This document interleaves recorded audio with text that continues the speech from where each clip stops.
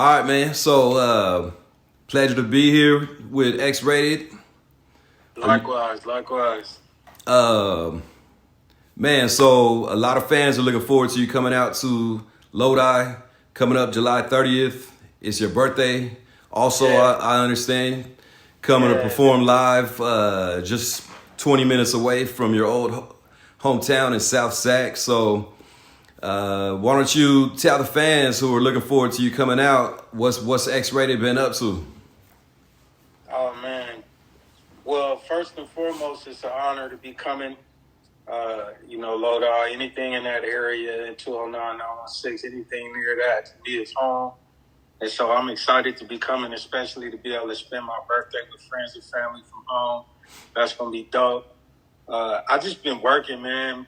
A part of my mission has been that I wanted to get 5 years out of every year that I've been free. So on September 14th, that'll be my 5th year home, and I feel like I got 25 years worth of hustle out of these 5 years that I've been home. I want my 25 back. That's how I feel. So I've been grinding on that kind of time. Yeah, so you're also signed with Strange Music now. Shout out Tech N9ne. How are you liking it being over with professional studios, and because everybody knows you, even when you were locked up, you were able to still record over the phone and with personal equipment, etc. So now that you're in an actual professional studio, how are you liking that? Well, I mean, it's a dope experience. Me and my relationship with Tech N9ne is like, that's my brother, and it's rare to be able to have somebody like that in your life. So, I'm blessed to have a person that is really fulfilling that role. It's not just in name or for public consumption. It's like when nobody's watching, me and Tech are still me and Tech. We get down the way we get down. I can always rely on him to be himself. He don't wake up and switch up. You're not some new dude tomorrow. I don't do that to him. And so like that's deeper than music. And I feel like that's kind of how it happened, where we just started getting down in a way where it was like, oh, that's dope. That's what time you on, okay. And it was very consistent. And then that led to, man, jump on this song. Like, all right, cool, crush that. Like, yo, do this. And I show up. He liked to say availability is like a huge part of it. And I made sure I was available for opportunities, and that I handled my business at the appropriate level. And he responded by continuing to give me opportunities. And so my relationship with him has been very validating for the experience. And then on the other side, when it comes to Travis Glenn, he is a unmitigated genius. He is an intellectual giant. And it's a pleasure to be around somebody like that who is strategizing at that level. It's like having a Bill Belichick and a Tom Brady in your life, and you're a football player. It's like you ain't really gonna lose too much. Yeah. Now, being that you're well known in the rap game, coming up as a independent artist, how does that work for you? How much are you appreciating it even more to go to a label, somebody like Tech N9ne, who really came up the same way and turned it into a successful business and has been able to be in the game for so many decades as an independent business owner, much the same way that your whole career has been based being underground?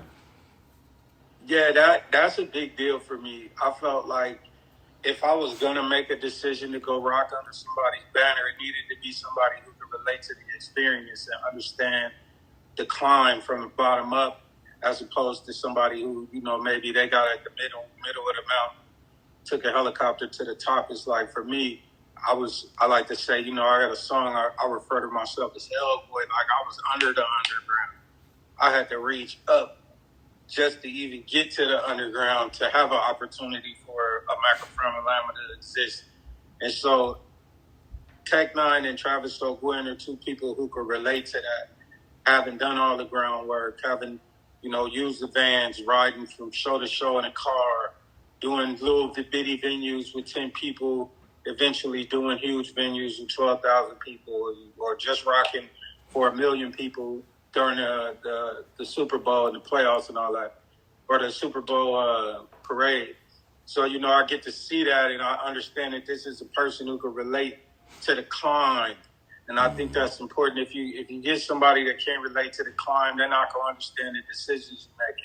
They're not going to understand what hunger is. They're going to misinterpret hunger for attitude or energy, negative energy, as opposed to just, I'm ready to go. I'm foaming at the mouth. I need to be in the studio. I need to be on the road. Like, I'm ready to go. And so I feel like my pace hasn't caused them to feel like I don't understand what's going on. It's just that I want to work, and they get it. And so they let me run. I'm a racehorse, so I got to run. And that's pretty much what they allow me to do. So I love that part. Yeah. So speaking of running, you got your new album out. I was listening to it the other day on Apple Music. What you think? Your flow is definitely still there. We're from the same generation, so I remember your music coming up from the 90s. So to hear your new material, it's good to hear your flow still there, your talent is still there and blossoming. Because like we both discussed, you have the support of Tech N9ne and Strange Music and everything like that. So I thought it's dope. A lot of tracks on there. Definitely had to put on repeat a few times. You know what I'm saying? So it's definitely good to see that as far as a fan that's familiar with your music and your background. And I noticed in your new project, A Prayer in Hell, you incorporate a lot of, I would say, not necessarily religious, but to a certain extent, like religious undertones and themes like redemption and things like that. And so maybe talk a little bit about that. I think spirituality is a huge component of my experience when I was incarcerated. Just coming to understand the gravity, the magnitude of having a life sentence, what that meant for the rest of my life, what it meant that, as an active gang member, what kind of harm we did to the community, trying to understand my role in that, accepting my place in that while still understanding the conditions of the state of California, the laws, America, the education system, understanding the entire experience and not just, my personal guilt as well. You know what I mean? So, like, there's a significant degree of terms that have to be reached, and I think spirituality is one of the stages of development. When I started studying psychology, we got into, like, the etymology of the word psychology. It's a Greek word, psyche. It literally means soul. And so you can't have, this means spirit, actually. You can't have the study of psychology without a study of the human spirit. And I feel like the development that I needed, religion wasn't enough for me to be able to say, I'm going to do the right thing. I had to understand and have names for some of these issues that I felt that I was experiencing.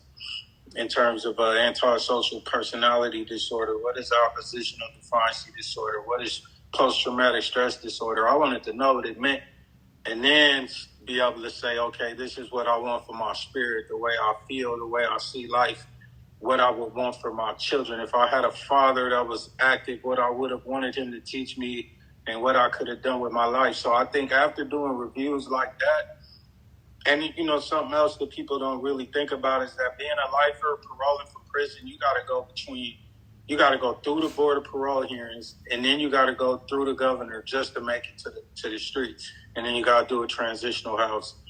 There is no going through that experience. You can't be the dude who just did your time and woke up in the morning and did burpees and then go to board and think that they're going to let you go home. That ain't the way it works.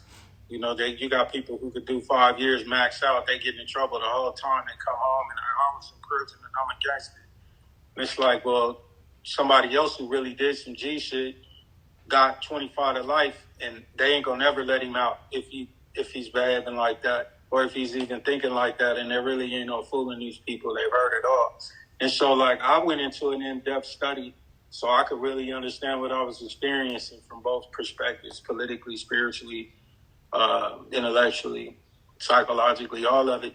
And I think this album is a manifestation of that work. Now, my next project, on behalf of my hometown, on behalf of my soil, the soil of Northern California, the West as a whole. There's a specific sonic bed that I want.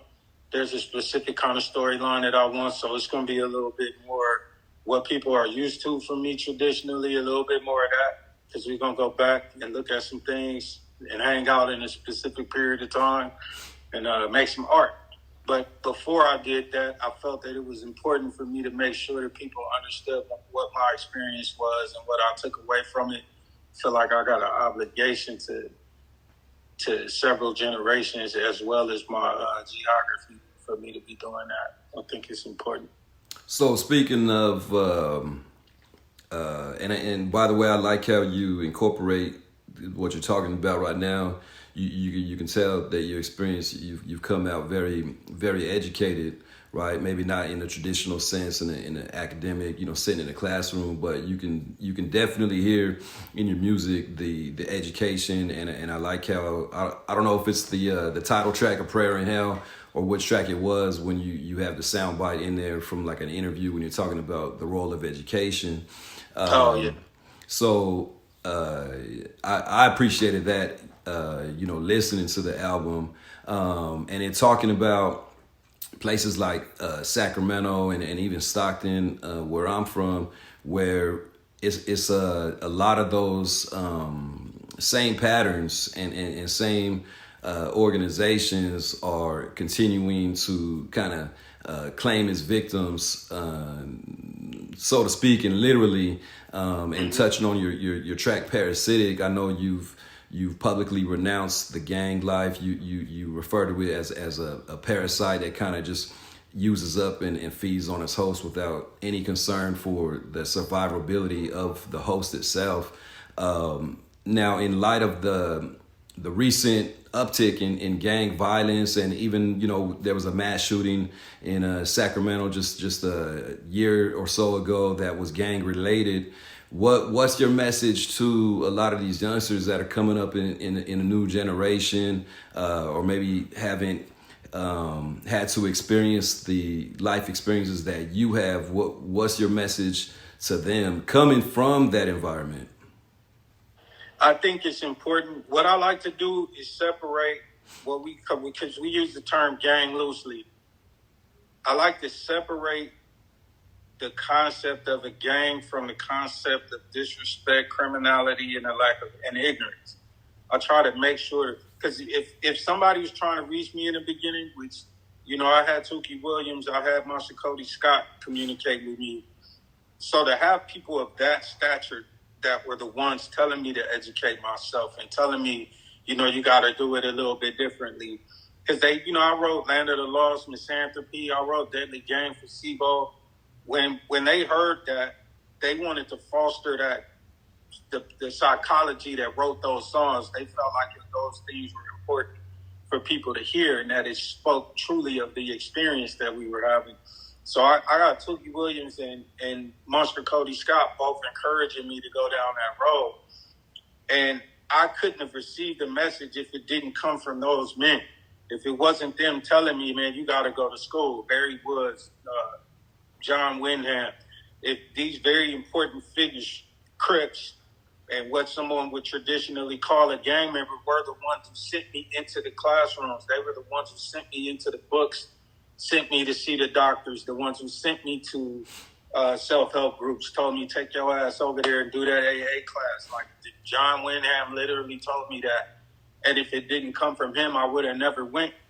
And so I'm mindful that although those men had transcended the ignorance and the disrespect and the lawlessness, that they still were G, and they still were technically members of these organizations. And so I definitely do not want my statement about the parasitic organism to be misinterpreted as an indictment on my culture and minority culture.